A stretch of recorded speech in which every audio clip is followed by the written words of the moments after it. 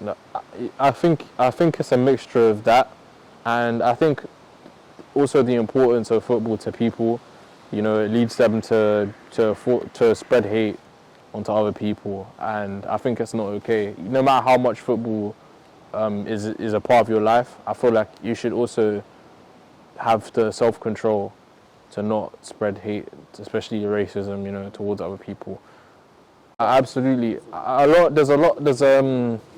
it's a very rare occurrence that someone online who says something and spreads hate will ever really get caught for it, because a lot of these people hide behind burner accounts and stuff like that.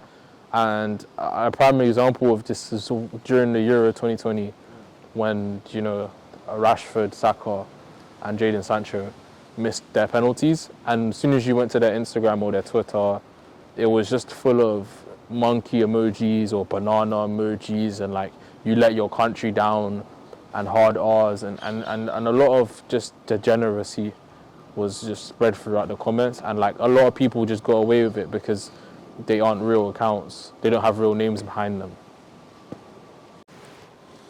Honestly, I believe that there's only so much we can really do, there's only so much a football company can really do to fight against racism.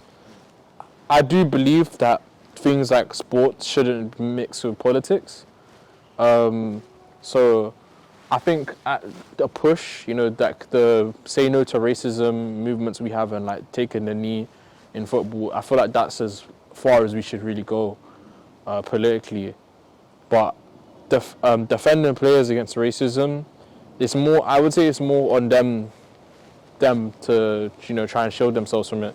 There are ways that you can do it on Instagram, like you could limit your comments, etc. Which is a shame because we want to be able to interact with them, since a lot of them are idle. But I think a lot of people spoil it for themselves. Like if you can't control yourself in a comment section, then you can't really complain when the user of the account puts it on limited comments only. So yeah, I do.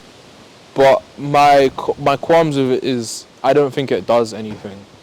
Like, taking the knee, I don't think it really helps spread awareness, I think most people just don't really care about it. On the other hand, I can't really think of a way that they could do it better, They kind of have to do it that way. But honestly, yeah.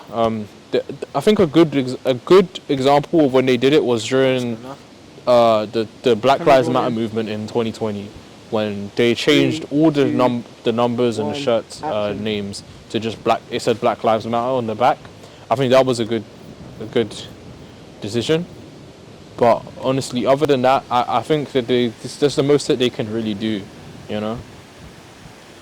As we saw, like in the 2022 World Cup, not every single culture it will agree with the same views, and like you can't force it upon people.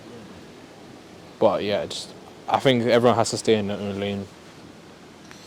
Well, that's the thing. It's kind of a tough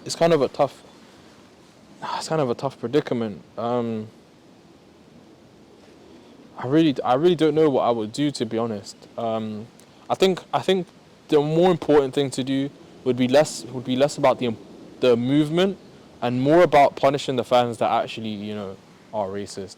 Because in Spain, I'll say it's a much bigger issue than it is here, and sometimes it's whole fan base, like whole crowds of people who are being racist and hurling chants at people, at black people, and realistically, I feel like they should do what was being done in Turkey, and certain fans should be barred from, like, maybe all fans barred from coming to the stadium for a bit, because none of them can seem to control themselves.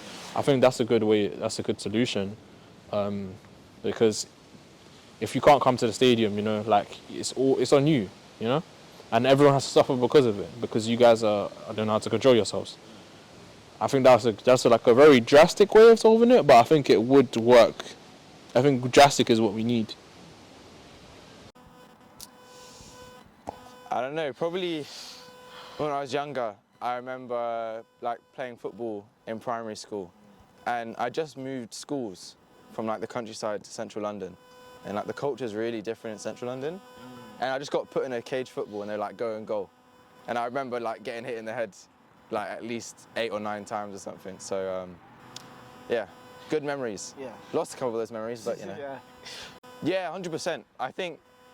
I feel like it's not as bad in England anymore, but I mean, at least in London, because it's so multicultural. Yeah. But I mean, if you look like Italy, Spain, like other countries, oh my God, the racism is like ridiculous. Yeah. It's so bad.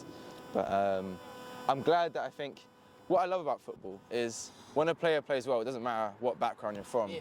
I feel like everyone can unite, and like, I remember playing football with people who I'd never talked to on the street, but we just like, we're kind of friends like on a moral ground of just like playing football together. Why is this guy laughing?